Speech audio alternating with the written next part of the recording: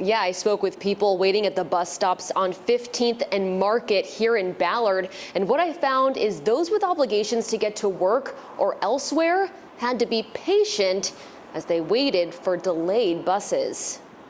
Hiking poles, not for hiking. Still very slippy, slidey, yeah. Who knew hiking poles would someday come in handy on the sidewalks of Ballard? To help, I was like, I'm taking my sticks, just in case. Officials recommend staying home unless you have to go out. But this healthcare worker has to go out. I work at Children's Hospital, and I'm working overnight tonight. So I'm like, I gotta get there. Frostbite is a thing, and injuries don't stop, surgeries don't stop, so yeah, gotta go.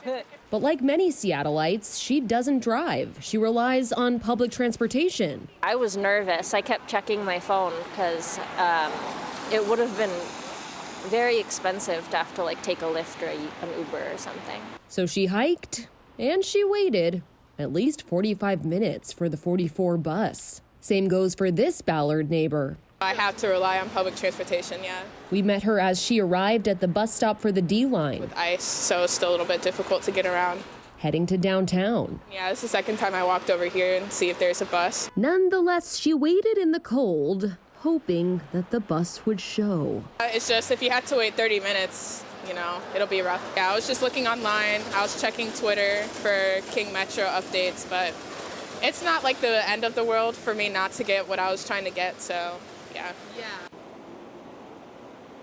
Meanwhile, Seattle Fire Department is begging for the community to stay home. They tweeted earlier this evening that in the last day, they've responded to 233 calls for slips and falls on ice.